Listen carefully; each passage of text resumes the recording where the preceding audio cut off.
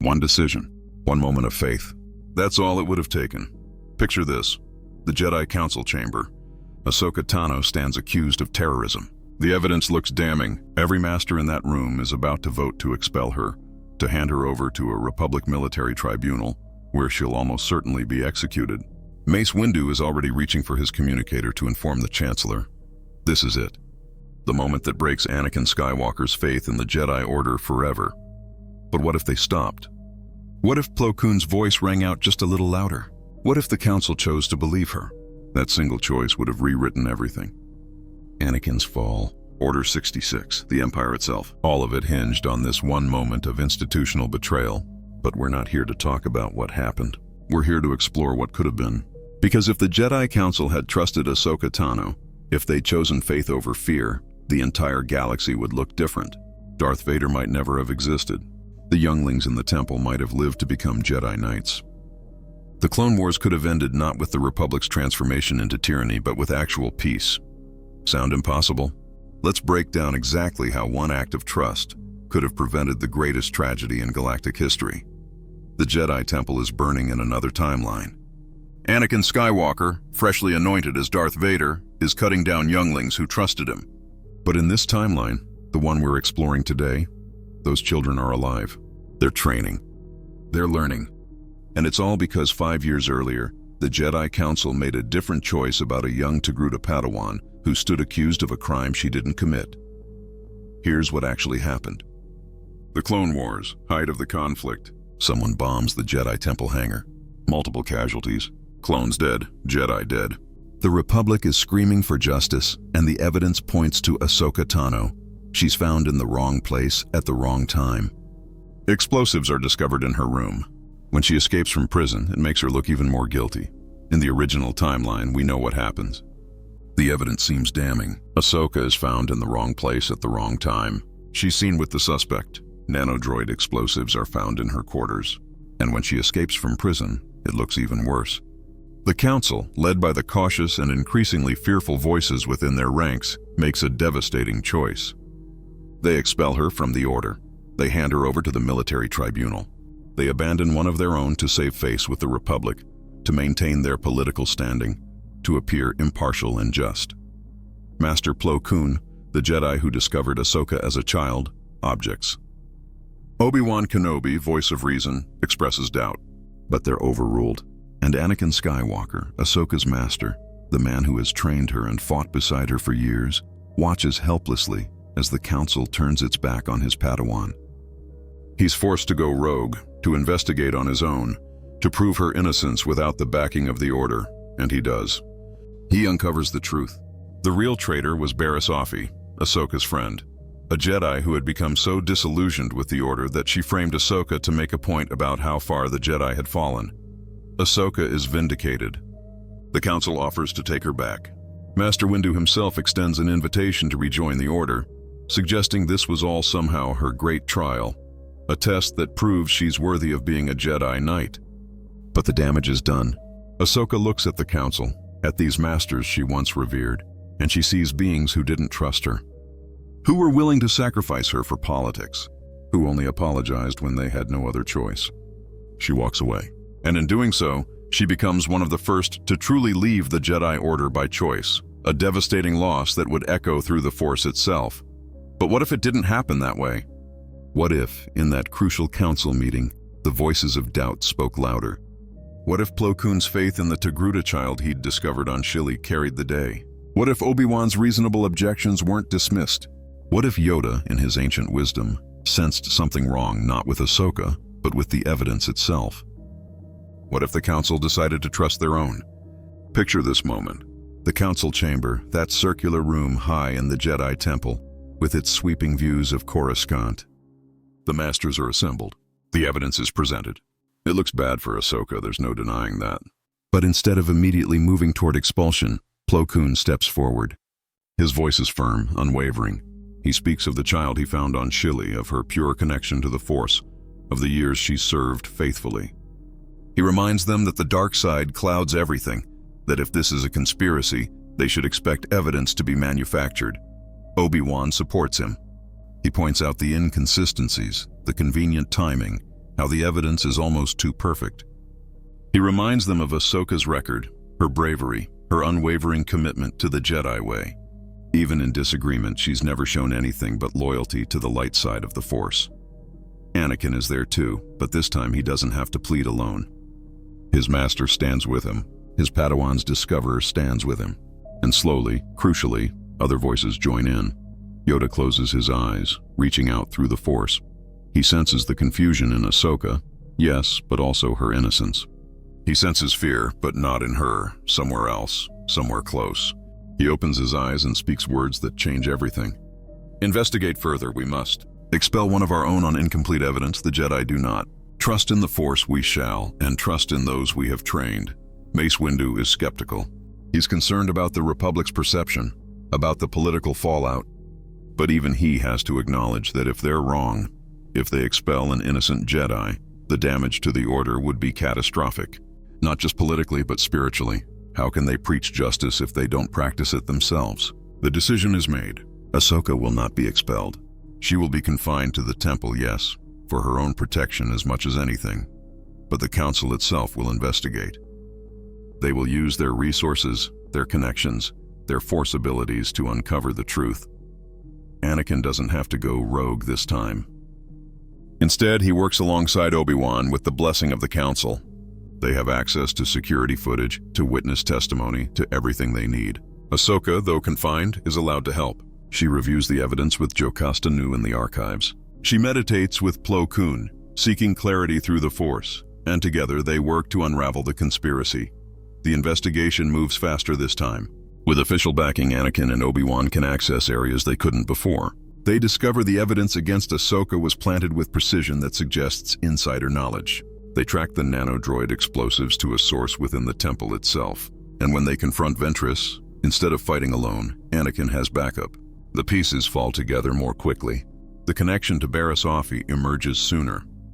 When the truth is revealed, when Barriss is confronted and confesses her disillusionment with the Jedi Order, it still shakes the foundations of the temple. Her words still sting. The Jedi have become warriors. They've compromised their principles for politics. The Republic they serve has become corrupt. But this time, the Order doesn't have the added weight of having betrayed one of their own.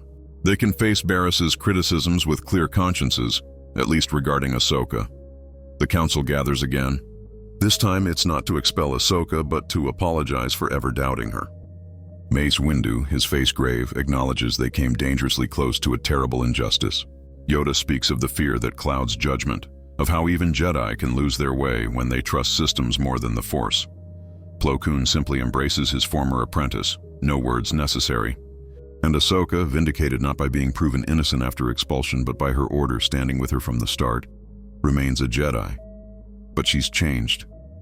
Not broken, but wiser. She's seen the cracks in the Order, the same ones Barriss saw. But unlike her friend, Ahsoka believes the answer isn't to tear it all down, but to be the change from within. She's grateful the Council ultimately chose faith over fear, but she's aware it was a close thing. She becomes more vocal in Council meetings when Anakin brings her along. She questions, she challenges, but she does so as a loyal Jedi who wants the Order to live up to its ideals. The relationship between Ahsoka and Anakin is fundamentally different now. In the original timeline, Ahsoka's departure devastates Anakin. It's another attachment ripped away, another person he loves taken from him. It feeds his fear, his anger, his growing conviction that the Jedi Council can't be trusted. But in this timeline, the Council proved they could be trusted, at least when pushed. Anakin's faith in the Order is damaged, yes, by how close they came to betraying Ahsoka, but it's not destroyed. He has evidence that the system can work, that fighting from within can succeed. This matters enormously for Anakin's psychology. One of the key factors in his fall to the dark side is his accumulating losses and his growing belief that the Jedi Order is fundamentally flawed, that only by breaking free of their rules can he save the people he loves. But if the Order stands by Ahsoka, if they prove capable of self-correction, Anakin has a counterpoint to Palpatine's whispers. When the Chancellor tells him the Jedi can't be trusted, Anakin can think of the moment they trusted Ahsoka. When Palpatine says the Jedi are too rigid, Anakin remembers them being flexible enough to investigate rather than expel. As the Clone Wars continue, Ahsoka remains at Anakin's side. She fights in more campaigns with official backing. She's present during the Outer Rim sieges, and crucially, she's with him during the Siege of Mandalore. But this time, it's not a side mission granted by the Council reluctantly. It's a full Jedi operation, approved and supported.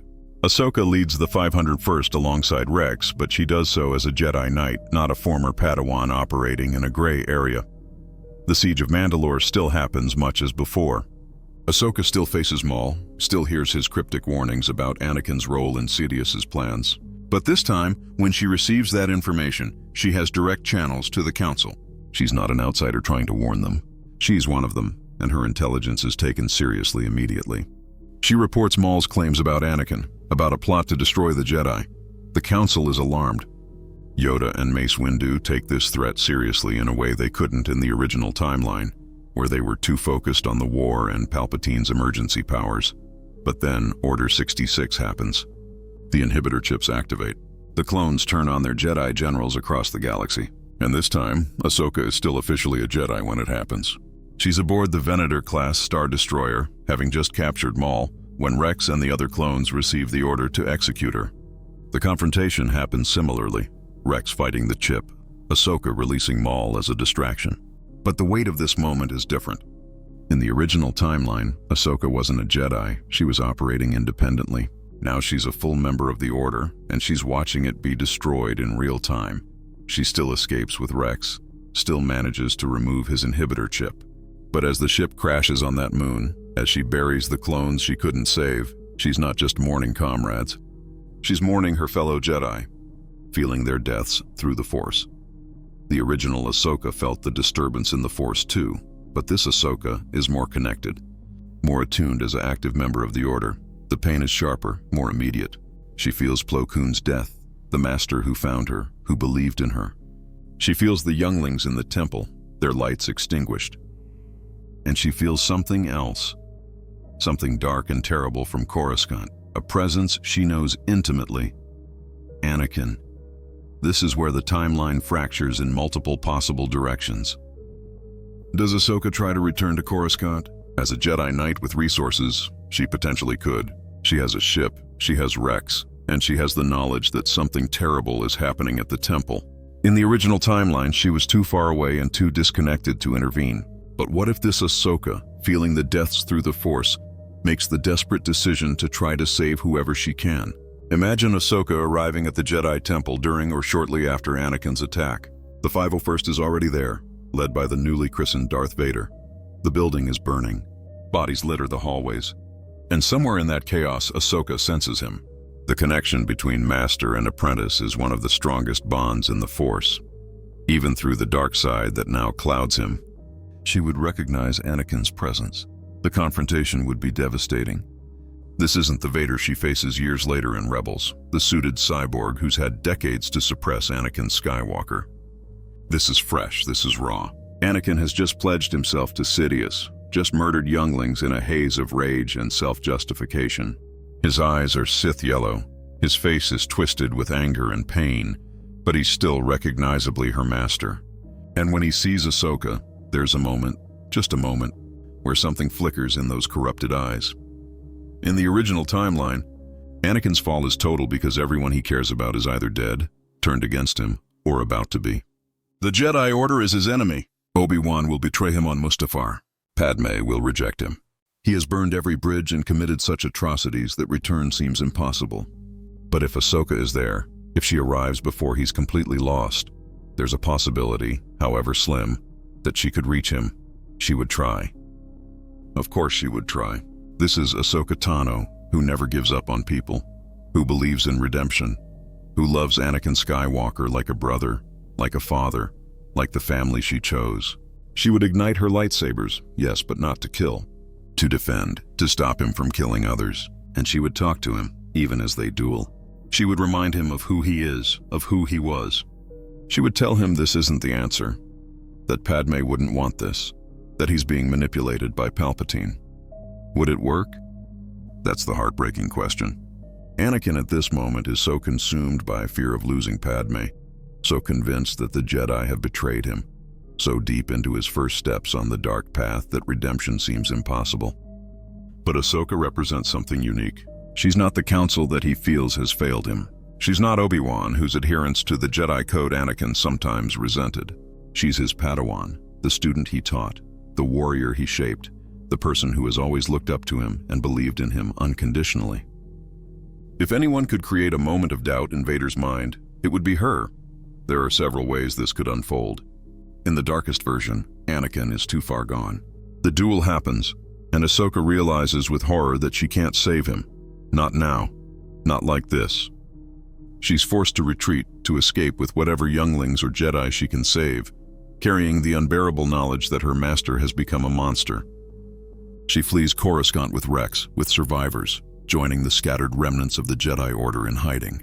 This Ahsoka wouldn't give up on Anakin, not truly, but she would have to accept that he's beyond her reach for now. In another version, she wounds him. In their duel, driven by desperation and the need to stop him from killing others, Ahsoka actually manages to land a serious blow. Nothing as catastrophic as what Obi-Wan does on Mustafar, but enough to incapacitate him temporarily. She has a choice in that moment: finish him, capture him, or flee. And true to her character, she chooses none of those things. She reaches down, touches his face, and tells him she'll never give up on him. Then she vanishes into the chaos, leaving Anakin to be found by Palpatine, but with her words echoing in his mind even as he's dragged deeper into darkness. The most intriguing possibility, though, is that she actually succeeds in creating a moment of genuine doubt. Imagine Anakin, in the midst of his rampage, seeing Ahsoka alive, seeing her fighting to save Jedi he's trying to kill. The cognitive dissonance crashes into him. Palpatine told him the Jedi were evil, were his enemies, were the reason he couldn't save Padme. But here's Ahsoka, who he knows is good, who he loves, looking at him with horror and heartbreak. For just a moment, the dark side's hold weakens. He hesitates. That hesitation, that crack in Vader's armor before there even is armor, could be catastrophic for Palpatine's plans. If Anakin doesn't fully commit to the dark side in those crucial hours, if doubt lingers, he might not go to Mustafar with the same conviction. He might question Sidious's orders. He might, in his confrontation with Padme and Obi-Wan, be more vulnerable to their pleas. Ahsoka's presence at the temple could be the butterfly that prevents Vader from being born, or at least delays and complicates his transformation. But let's consider another scenario entirely. What if Ahsoka doesn't make it to Coruscant in time? What if, like in the original timeline, she's simply too far away? In this version, she survives Order 66, she escapes with Rex, but she arrives to find the temple already destroyed and Anakin already fallen. The difference is that she's still a Jedi Knight, with the authority and connections that come with that role. She knows how to contact other Jedi. She has access to safe houses and emergency protocols that she wouldn't have known as a former Padawan. This Ahsoka becomes a coordinator of Jedi survivors. She uses her military training to help organize a resistance. She connects with Bail Organa, with Mon Mothma, with other senators who are horrified by Palpatine's coup. But she does so not as a lone operative, but as a representative of the surviving Jedi Order. She works with Obi-Wan and Yoda, helping to establish safe passages for escaping Jedi, coordinating rescues of younglings who survived the temple attack, and she makes it her personal mission to understand what happened to Anakin. She investigates, she seeks out witnesses. She pieces together the truth about Palpatine's manipulation, about the prophecy, about Anakin's fear of losing Padme. When she learns the full story, her heart breaks, but her resolve hardens. She knows that Anakin isn't gone completely, that Darth Vader is a mask her master is wearing, and she commits herself to one day saving him, even if it takes years. The formation of the Rebel Alliance is dramatically different with Ahsoka as an active public Jedi. In the original timeline, the surviving Jedi go deep into hiding, unable to act openly. This has enormous implications. The early rebellion isn't just politicians and idealists. It has a core of trained soldiers, veterans of the Clone Wars who know Imperial tactics because they helped develop them. Ahsoka trains them in fighting Jedi-hunting Inquisitors. She teaches them about the Force, not to make them Jedi, but to help them understand what they're up against. The rebellion becomes more organized, more dangerous to the Empire, much earlier in the timeline. Palpatine, of course, notices. The Emperor, who thought he'd eliminated the Jedi Order, discovers that one of the most capable young Jedi survived. And worse, she's actively organizing resistance. He sends Vader after her. And here's where the personal tragedy deepens. The first confrontation between Vader and Ahsoka doesn't happen years later on Malachor. It happens much sooner, and Vader is less machine, less divorced from Anakin Skywalker. He still has more of his original body. He's still adjusting to his new identity, and facing his former Padawan tears at the Anakin still buried within him. Their first duel would be agonizing for both of them. Ahsoka fights defensively, constantly trying to reach him, calling him Anakin, reminding him of missions they shared, battles they fought together. Vader responds with rage, with hatred, trying to suppress the memories she's dragging up. He tells her Anakin Skywalker is dead, that she's facing Darth Vader now. But his attacks are almost hesitant compared to how he fights other Jedi. He's trying to kill her, yes, but there's a part of him that can't fully commit to it. Ahsoka could potentially defeat Vader in these early encounters, or at least escape consistently because she knows him so well. She knows his fighting style, his techniques, because she learned from him. She can predict his moves, and more importantly, she knows his weaknesses, his emotional vulnerabilities. Every time they fight, she chips away at Vader's persona, exposing the Anakin underneath, creating cracks that Palpatine has to work harder to seal. The Emperor realizes Ahsoka is dangerous not just as a rebel leader, but as a personal threat to Vader's loyalty. He might order Vader to stop pursuing her directly, assigning inquisitors instead. But Vader, in his obsession, might disobey, creating tension between master and apprentice. Palpatine's hold on Vader is strong, but Ahsoka's existence is a constant reminder of the life he lost, the man he was.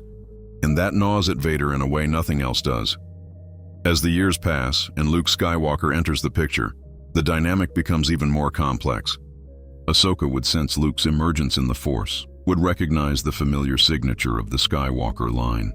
She would seek him out, not to train him necessarily, but to understand. And when she learns he's Anakin's son, that Padme survived long enough to give birth, it would shake her to her core. She would see in Luke a chance for Anakin's redemption, a living link to the man he was. Imagine Luke's training being overseen not just by Obi-Wan's ghost and Yoda, but by Ahsoka, very much alive and active in the rebellion. She could teach him things about his father that the others couldn't. Not just his skills, but his heart, his humor, his capacity for love. She could tell Luke about the good man Anakin was, preparing him for the confrontation in a way that makes Luke's faith in his father's redemption even stronger.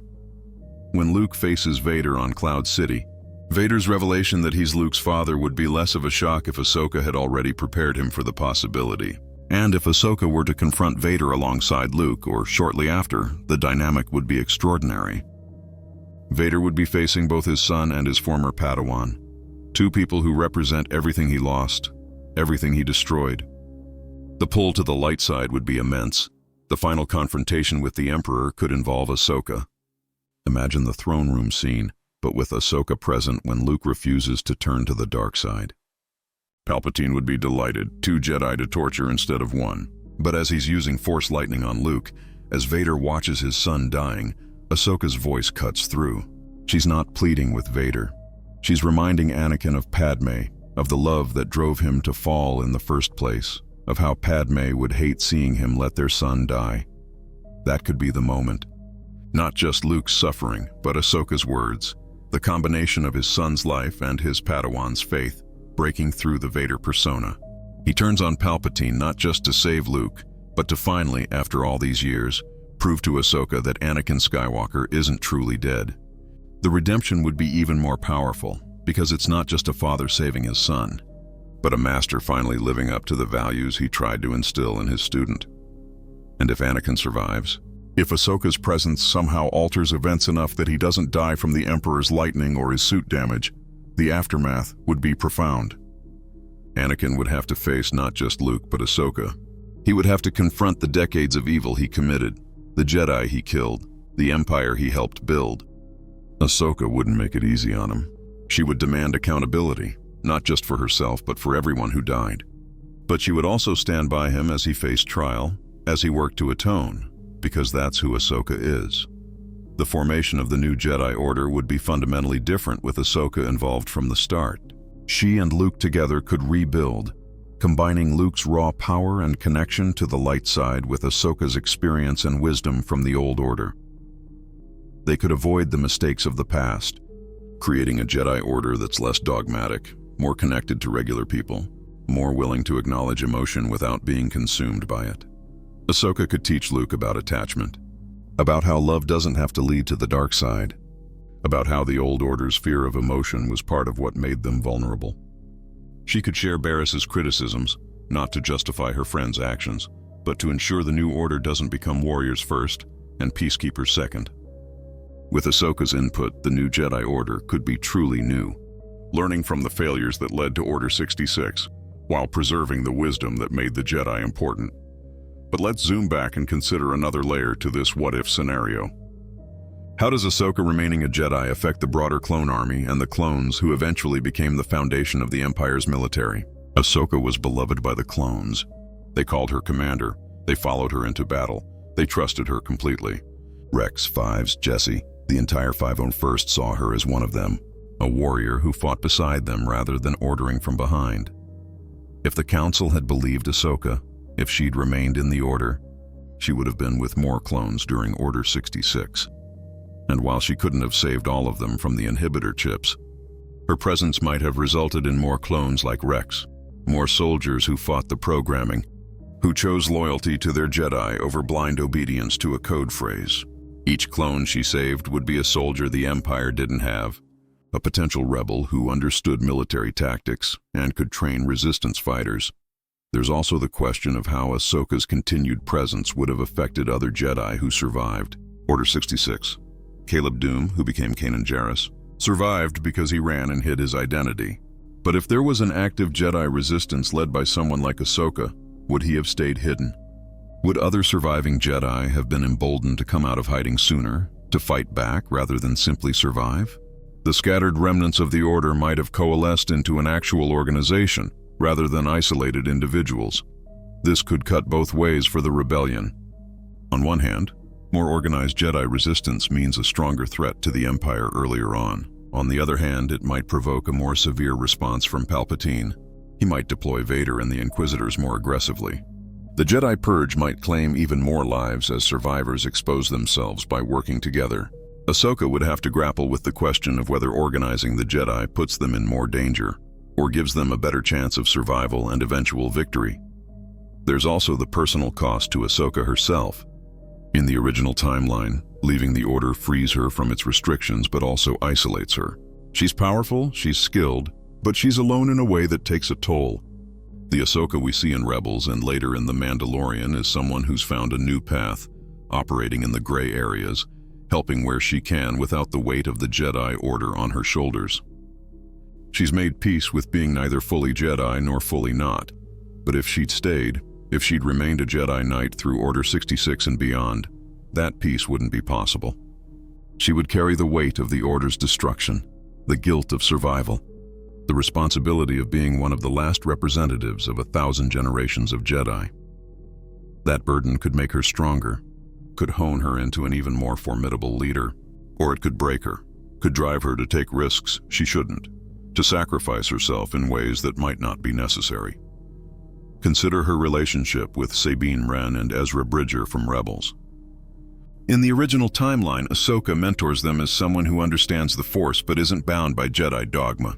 She can teach them without the pressure of trying to maintain Jedi traditions. But if she were still a full Jedi, still carrying that responsibility, would her teaching be different?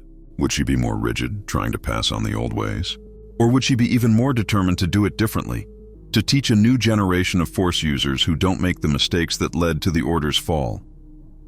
If she'd remained a Jedi, would she have been more open about her Mortis experience? Would the Council have taken her visions seriously, or would they have dismissed them as fanciful? Yoda might have understood, given his own experiences with the Force priestesses and the Wills. But Mace Windu and others might have been skeptical. Ahsoka's unique connection to the Force, her destiny as something more than a typical Jedi, might have put her in conflict with the Order's teachings even if she'd stayed. There's a beautiful tragedy in the original timeline where Ahsoka has to leave the Order to become fully herself, to embrace her unique path in the Force. But in this alternate timeline, she might have to change the Order from within, forcing the Jedi to evolve or die. Her presence could be the catalyst for a reformation that the Order desperately needed but never achieved before its destruction. Let's also consider the impact on Anakin and Padme's relationship. One of the factors in Anakin's fall is his isolation, his inability to share his fears and burdens with anyone. He can't tell the Council about his marriage or his nightmares about Padme dying because they would expel him. He can't tell Obi-Wan because his master would feel obligated to report him. But Ahsoka might have been different. If she'd stayed, if their bond had remained strong, Anakin might have confided in her about his fears. Ahsoka's reaction would have been crucial. She wouldn't have betrayed his trust by reporting him, but she also wouldn't have enabled his descent into paranoia and dark side solutions. She would have encouraged him to tell Padme the truth, to trust in her strength, to seek help from Obi-Wan. Ahsoka might have been the voice of reason that could have penetrated Anakin's fear-driven isolation, the person who could have said, "We'll find a way together. You don't have to bear this alone." If Ahsoka had managed to keep Anakin from falling, or even just delayed it, Padme might have survived. The medical droid said she lost the will to live, but really she died of a broken heart, unable to bear what Anakin had become. But if Anakin hadn't fallen, or if Ahsoka had reached him in time to bring him back, Padme lives. Luke and Leia grow up with their parents. The Empire might still rise, Palpatine might still seize power, but without Vader as his enforcer, without the purge of the Jedi being quite so complete, the rebellion has a fighting chance much earlier. Imagine Luke and Leia growing up knowing they're Skywalker's children, trained by Ahsoka, learning about the Force from a young age. They wouldn't be the scrappy rebellion heroes forged in secrecy and hardship. They would be something else entirely, legitimate threats to Palpatine from childhood, raised by a redeemed Anakin and a determined Padme. With Ahsoka as their aunt figure and primary teacher in the Force, this version of the galaxy would be unrecognizable. The Empire would still be brutal, still oppressive, but without Vader's terrifying presence, its grip would be weaker. Palpatine would have other enforcers, the Inquisitors primarily, but none with Vader's power or his intimate knowledge of Jedi fighting styles. The rebellion would be stronger, better organized, with Jedi leadership from the start. The war between Empire and Rebellion might be shorter, less devastating, because the balance of power wouldn't be so dramatically tilted toward Palpatine. But there's another angle to explore here.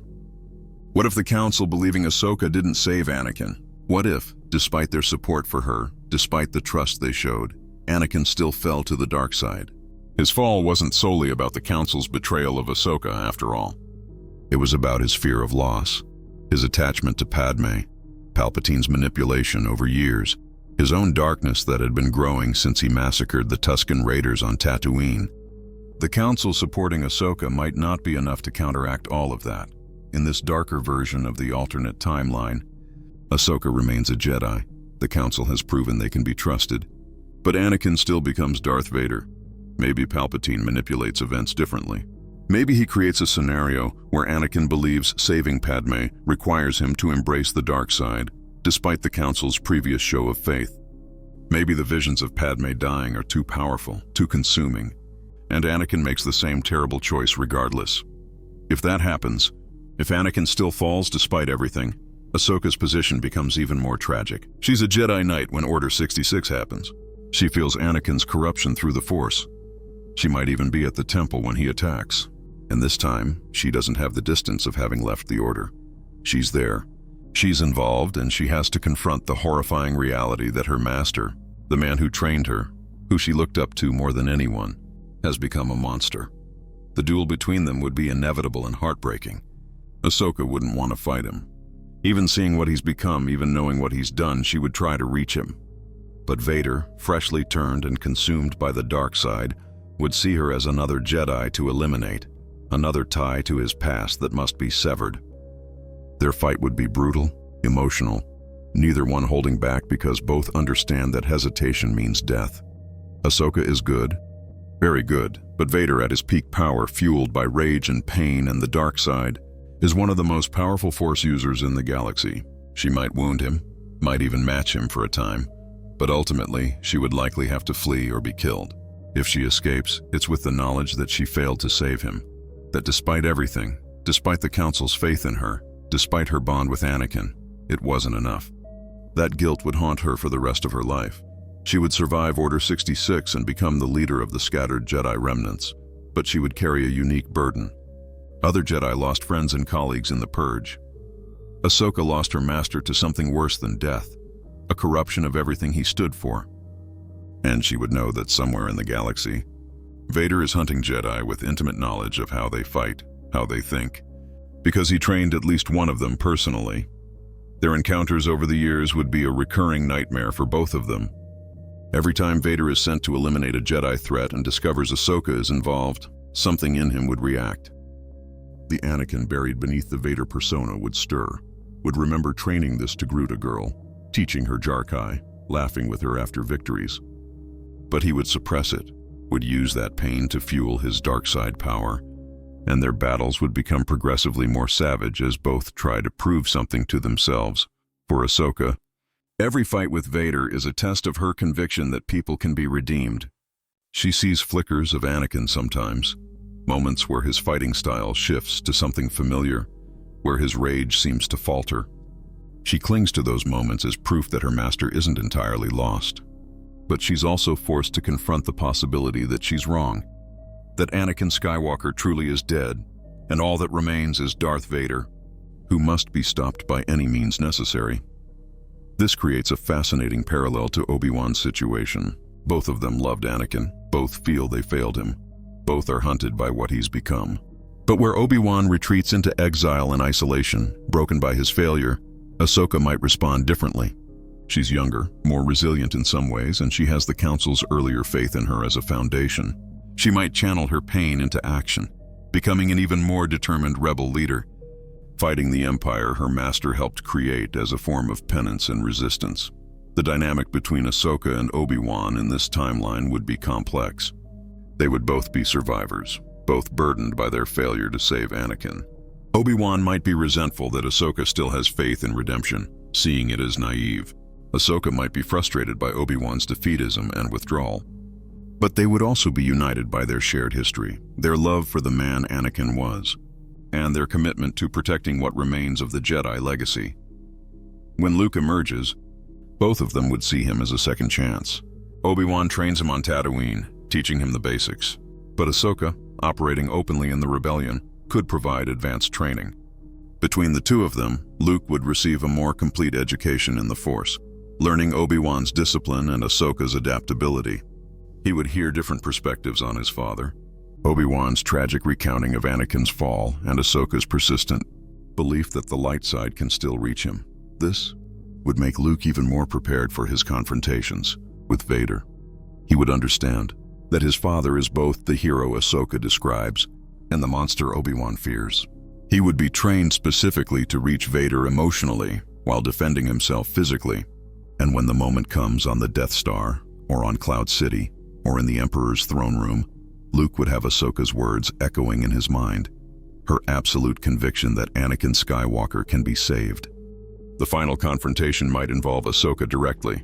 Imagine the throne room scene, but Ahsoka is there alongside Luke when the Emperor tries to turn him.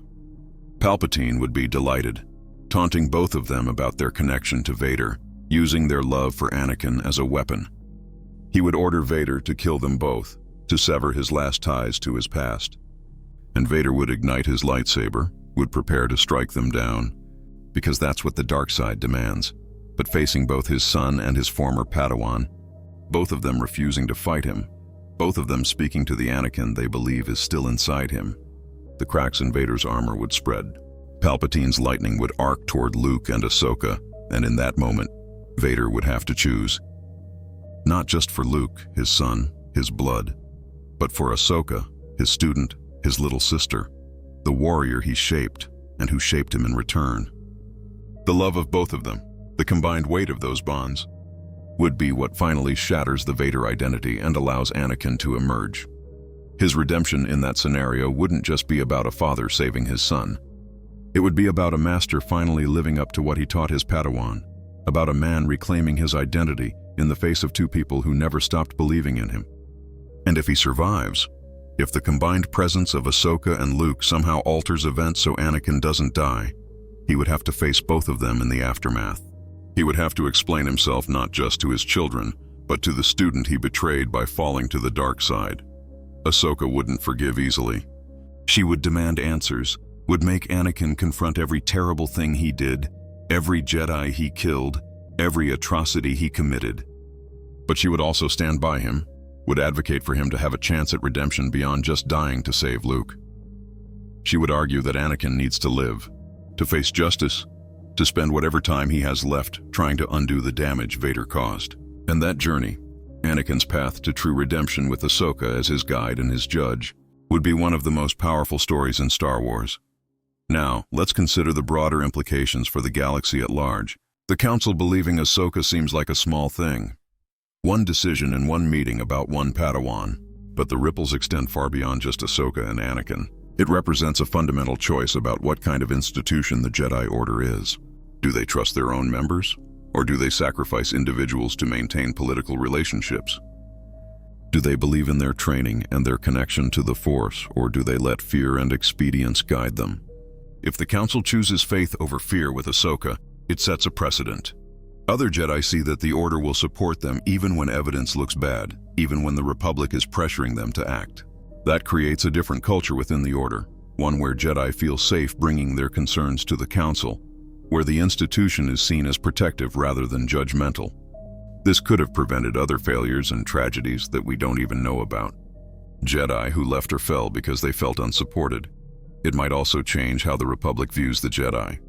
In the original timeline, the Council's willingness to expel Ahsoka is seen as proof that they'll bow to political pressure, that they can be manipulated. Palpatine uses this, exploiting the growing gap between the Jedi and the Senate. But if the Council stands firm, if they investigate despite political pressure and only yield to the evidence, it demonstrates independence. That might make the Republic respect them more, or it might accelerate Palpatine's timeline for turning the Republic against them. Either way, the dynamic shifts. Palpatine's plans are incredibly adaptive, which is why he's so dangerous. He spent decades setting up the Clone Wars, manipulating both sides, positioning himself to seize power no matter what happened. The Council believing Ahsoka wouldn't derail his plans entirely, but it would force him to adjust. If Anakin doesn't fall, or falls differently, Palpatine needs another apprentice or another enforcer. He has other options. Dooku was originally meant to be temporary anyway. And there are other powerful dark side users he could recruit or create, but none of them would be Vader. None of them would have Anakin's raw power, his knowledge of Jedi fighting styles, his personal vendetta against his former comrades. Palpatine's empire would be weaker without Vader, more vulnerable to rebel attacks, less terrifying to the population. The Emperor would still be formidable. His mastery of the dark side and his political cunning would still make him one of the most dangerous beings in the galaxy. But without his chosen one twisted to his purposes, his empire might not last as long. The Clone Wars themselves might end differently. Ahsoka remaining in the Order means one more capable Jedi Knight fighting for the Republic. Her tactical brilliance and her connection with the clones make her a significant asset. She might be present at battles that the Republic lost in the original timeline, and her presence could tip the balance. More victories for the Republic could mean a shorter war, less devastation, fewer opportunities for Palpatine to consolidate emergency powers. But it could also mean Palpatine accelerates his endgame.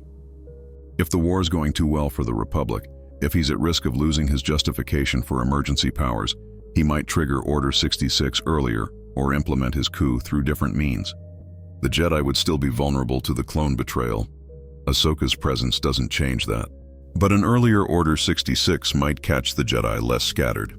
More of them might be at the temple where they could organize a defense or an evacuation. Consider the siege of Mandalore specifically. In the original timeline, it's a bittersweet victory. Maul is captured, but Ahsoka isn't there as a Jedi, and Order 66 transforms the triumph into tragedy. But if Ahsoka is there as an official Jedi operation with full Council support, the dynamics change. More Jedi might be present. More resources might be allocated. The intelligence Maul provides about Sidious's plans might be transmitted to the Council more quickly and taken more seriously. Maul's warnings about Anakin are crucial. He knows, either through his connection to Sidious or through the Force, that Anakin is central to the Sith Lord's plans.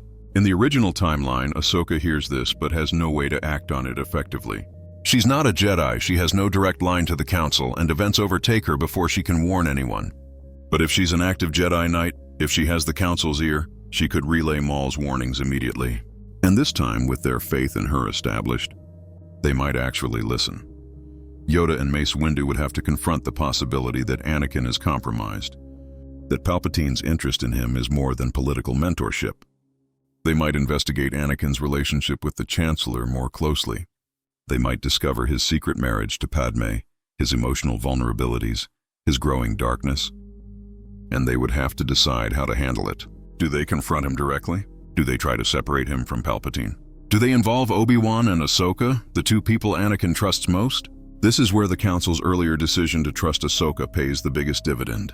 If they learn to trust their own, to believe in the bond between master and apprentice, they would involve Ahsoka in helping Anakin rather than trying to handle it institutionally. They would recognize that Anakin needs emotional support, not judgment, and Ahsoka is uniquely positioned to provide that. She's his student, his friend, someone he trusts absolutely. If anyone can reach him before Palpatine's final play, it's her. The confrontation in Palpatine's office might go very differently. In the original timeline, Anakin is there when Mace and the other Jedi Masters attempt to arrest the Chancellor. Anakin's split-second decision to save Palpatine, driven by his desperate need to save Padme and his growing distrust of the Jedi, is what tips the balance. But what if Ahsoka were there instead of, or in addition to Anakin? What if the Council, aware of Anakin's vulnerability, deliberately keeps him away and sends Ahsoka as part of the arrest team? Ahsoka facing Palpatine would be terrifying for her, but potentially game-changing. She's powerful, creative in combat, and importantly, not burdened by Anakin's emotional conflicts. She would fight to arrest the Chancellor without hesitation, without Palpatine being able to manipulate her through promises or fear. Her presence might ensure Mace succeeds in the arrest, or at least prevents Anakin from intervening if he does show up. Without Anakin's interference, Mace Windu would defeat Palpatine, either killing him or capturing him for trial. If Palpatine is defeated here, if the Sith Lord is exposed and destroyed before he can execute Order 66, the entire galaxy changes. The Clone Wars end not with the Republic transforming into the Empire, but with the Republic victorious over both the Separatists and the Sith. The Jedi Order survives. The clones never betray their generals. Anakin never falls, or if he does, if Palpatine manages to corrupt him before dying, Anakin is left without a master, without direction, vulnerable to being saved by those who love him. But there's an even darker possibility. What if the Council believing Ahsoka isn't enough? What if all the faith, all the trust, all the changes to the timeline still can't prevent Order 66 and the fall of the Republic? What if Palpatine's plans are so comprehensive, so deeply laid, that one decision about one Padawan can't derail them? In this version, the Council supports Ahsoka. Anakin's faith in the Order is strengthened. This version is perhaps the most realistic and the most heartbreaking. It acknowledges that institutional change matters, that the Council's faith in Ahsoka is important and valuable, but it also recognizes that some forces are beyond any one person or decision to stop. Anakin's fall was overdetermined, caused by so many factors that removing one wouldn't necessarily prevent it. His fear of loss, his attachment issues, his anger, his pride, Palpatine's manipulation, the corruption of the Republic, the flaws in the Jedi Order, all of these together created the tragedy. Fixing one element might not be sufficient, but even in this dark version, the Council believing Ahsoka matters. It matters morally, it matters for the survivors, it matters for what comes after. The Jedi who escape Order 66 can't be accused of betraying their own. Ahsoka, leading the remnants, can speak with moral authority about what the Order should have been. The rebellion can be built on Jedi principles that were actually practiced, not just preached. The foundation for something better exists, even in the ruins. And when Luke and Leia emerge, when the children of Anakin Skywalker come of age, they inherit a legacy that's more complex than in the original timeline. Yes, their father fell to the dark side and became Darth Vader, but the Jedi Order tried to prevent it. People fought for him, believed in him, demonstrated faith and trust. The story Luke hears isn't just about Anakin's fall, but about how people tried to save him. That makes his belief in his father's redemption not just a son's desperate hope, but a continuation of Ahsoka's faith, Obi-Wan's love, and the Council's belated wisdom. There's also the question of what happens to other characters in this altered timeline. What about Barriss Offee? In the original timeline, she's captured, presumably imprisoned or executed for her crimes. But her motivations, her disillusionment with the Jedi Order, are treated as the ravings of a traitor rather than a warning the Order should heed. If the Council believes Ahsoka, if they investigate and discover Barriss's betrayal, while also taking her criticism seriously, might they handle her differently? Barriss claimed the Jedi had become something they shouldn't be, warriors instead of peacekeepers, politicians instead of servants of the Force. She was wrong to frame Ahsoka, wrong to murder innocents, but her core criticism wasn't entirely invalid. A council wise enough to trust Ahsoka might also be wise enough to recognize the kernel of truth in Barriss's accusations. They might punish her crimes while also initiating reforms to address the issues she raised. This could lead to a fascinating development where Barriss, imprisoned but not forgotten, becomes a voice for reform within the Order. She's stripped of her rank as a Jedi Knight, held accountable for her actions, but her arguments about the Order's direction are debated rather than dismissed. Some Jedi might agree with her that the Order needs to step back from military leadership. Others might argue that abandoning the Republic in its time of need would be the greater betrayal. The conversation itself would strengthen the Order by forcing self-examination, and perhaps in the horror of Order 66 and the Empire's rise, Barriss's warnings are proven prescient. The Jedi's involvement in the Clone Wars did make them vulnerable. Their role as generals did blur their identity as peacekeepers. She was right about the disease, even if her cure was monstrous. If she survives the purge, either through luck or through Ahsoka's intervention, she might have a role in rebuilding the Order afterward. Chastened by her crimes, but vindicated in her criticisms, the relationship between Ahsoka and Barriss would be one of the most complex in this timeline. They were friends, sisters in the Order, training together and fighting together. Barriss's betrayal wounded Ahsoka deeply in the original timeline, a personal hurt on top of the institutional one. But if the Council believes Ahsoka, if she's never expelled, does that change how she feels about Barriss? She might be more willing to visit her friend in prison, to understand what drove her to such extremes. Not to forgive the bombing or the frame-up, but to acknowledge the pain that caused them. Years later, if both survive into the rebellion era, they might work together again, awkwardly and painfully. Two fallen Jedi trying to make amends in different ways. Barriss seeking redemption for her crimes, Ahsoka seeking to reform the Order that failed them both. Their conversations would be charged with history, with hurt, but also with a shared understanding of the Jedi Order's failures and potential. Let's also consider the impact on other Padawans and younglings. Ahsoka was young when she was framed, not much older than some Padawans still in training. Her near expulsion and the Council's willingness to abandon her would have traumatized every young Jedi in the Temple. They would have learned that the Order might not protect them, that political expediency could override justice. That lesson would breed fear, distrust, exactly the emotions that lead to the dark side. But if the Council believes Ahsoka, if they stand by their own despite pressure, every Padawan learns a different lesson. They learn that the Order values justice over appearances, that the bonds of training and trust mean something, that they don't have to face accusations alone. This creates a healthier, more unified Jedi Order. Padawans trust their masters more. Masters feel responsible for defending their students. The institutional culture shifts toward support rather than judgment. This matters enormously when Order 66 comes.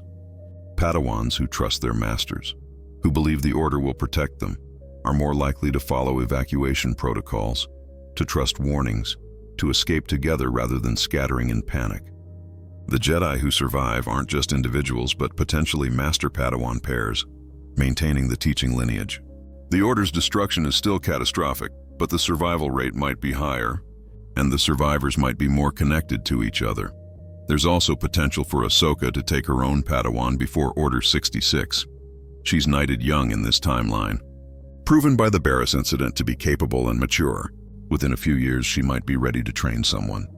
Imagine Ahsoka with a Padawan of her own, someone she's teaching and shaping the way Anakin shaped her. That Padawan would be trained in a different philosophy, one that questions the Order's assumptions while respecting its wisdom, one that values bonds of loyalty and love while guarding against possessive attachment. If Ahsoka and her Padawan both survive Order 66, they become a nucleus for rebuilding. They represent a new generation, Jedi trained in the waning days of the Republic but not bound by all of its traditions. They can take the best of the old Order, the discipline, the connection to the Force, The commitment to service, and combine it with new understandings about emotion, attachment, and engagement with the wider galaxy. They're the bridge between what was and what could be. The role of the Force itself in all of this is worth examining. The Force has a will according to Jedi philosophy.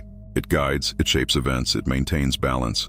In the original timeline, Ahsoka leaving the Order seems almost destined, part of her path to becoming something more than a traditional Jedi. Her departure frees her to develop in ways the Order's structure wouldn't allow. She becomes fulcrum. She becomes the wandering Force user helping where needed. She eventually becomes something unique and powerful. But what if her path was meant to be different? What if the Force's will was for her to remain in the Order, to be the catalyst for its reformation from within? The Council believing her, far from being a divergence from destiny, might actually be the fulfillment of it. Ahsoka's true purpose might not be to transcend the Jedi Order, but to save it, to embody what it should be, and to inspire others to follow that example. In this interpretation, every moment where Ahsoka challenges the Council, every time she questions or pushes back, isn't rebellion but evolution. She's the Force's agent for change, working within the system to transform it. Her survival of Order 66, her leadership of the remnants, her role in the rebellion and eventual reformation of the Jedi Order, all of it is her fulfilling the destiny that began when Plo Koon found a Force-sensitive child on Shilly and brought her to the temple. The grand tragedy of the original timeline, then, is that the Council almost prevented this destiny through their own fear and political calculation. By not believing Ahsoka, they pushed her away, and while she eventually found her path, the Order lost its chance to be saved from within. It had to be completely destroyed before it could be reimagined by Luke Skywalker, who had the benefit of learning from its failures but not the burden of its full wisdom and tradition. In the alternate timeline where they believe her, the Order gets the chance to evolve rather than being destroyed and rebuilt from scratch. It's still traumatized by Order 66, still devastated by Anakin's fall and the Purge, but it isn't fundamentally discredited in the way the original timeline's Order was. Ahsoka and the survivors can point to moments where the Order did the right thing, where it chose principle over expediency, where it trusted the Force and its own members. That legacy is worth preserving and building upon. This brings us back to the central question of this entire exploration. What if the Jedi Council believed Ahsoka Tano? The answer is that everything changes and nothing changes. The grand sweep of galactic events might still occur. Palpatine is too cunning and too prepared for one variable to completely derail his plans. But the meaning of those events, the legacy they leave, the foundation for what comes after, all of that transforms utterly. A Jedi Order that trusts its own members, that chooses justice over politics, that acknowledges its flaws while affirming its values, is an order worth preserving. It's an order that Anakin Skywalker might not betray, or might return to after betraying. It's an order that can survive the Purge, not just physically, but spiritually, maintaining its identity and purpose even in exile and hiding. And it's an order that can be rebuilt after the Empire's fall into something truly new, combining the wisdom of 1,000 generations with the hard lessons of institutional failure and redemption. For Ahsoka personally, being believed by the Council is both a blessing and a burden. She's vindicated, yes, but she also carries the responsibility of living up to that faith. She can't walk away when things get hard. She can't reject the Order's principles when she disagrees with them. She has to be the change from within, and that's exhausting and thankless and critically important. She becomes not just a great Jedi, but the Jedi who represents what the Order should be, and that's a heavy weight for anyone to carry, much less someone so young. But Ahsoka has always risen to challenges. That's who she is, a survivor, a fighter, someone who never gives up even when everything seems lost. In the original timeline, she survives leaving the Order, survives Order 66, survives encounters with Vader, survives into the New Republic era. She endures because her will is indomitable, and her connection to the Force is profound. In this alternate timeline, those same qualities would allow her to bear the burden of being the Order's conscience, its reformer, its living embodiment of what Jedi should be. And ultimately, that's what this story is about. Not whether the Council believing Ahsoka prevents specific tragedies, though it might. Not whether it saves Anakin or stops Order 66, though it could. But whether one act of faith, one decision to trust over fear, can change the moral character of an institution and the people within it. whether choosing to believe in someone, even when the evidence seems against them, even when it's politically costly, even when it's easier to just sacrifice the individual for the system, is worth it. The Jedi Council's failure to believe Ahsoka in the original timeline is one of their defining failures. It shows how far they'd fallen, how much they'd compromised their principles for political survival. It demonstrates that the Order had lost its way long before Order 66 destroyed it physically. Their spiritual destruction, their moral collapse, came in that moment when they chose to expel an innocent Padawan rather than fight for her. But if they'd chosen differently, if they'd found the courage to trust one of their own even at cost to themselves, it would have shown something else entirely. It would have demonstrated that the Order still remembered what it was supposed to be, still valued justice and loyalty and trust over expedience. That even in the Clone Wars' darkest hours, even when corrupted by military service and political entanglement, the Jedi could still choose the right path when it mattered most. And that choice, that single act of institutional courage, could have rippled forward through time, changing destinies, altering outcomes, and ultimately providing a foundation for something better to emerge from the ashes of tragedy. So what if the Jedi Council believed Ahsoka Tano? They would have saved more than just one Padawan. They might have saved the soul of the Order itself. They might have saved Anakin Skywalker. They might have changed the course of galactic history. But even if they didn't, even if tragedy still came, they would have proven that the Jedi way, at its best, was worth believing in. And sometimes that matters more than outcomes. Sometimes the choice to do right, to have faith, to trust even when it's hard, is valuable in itself, regardless of whether it changes everything or changes nothing. Because in the end, that's what being a Jedi is supposed to mean.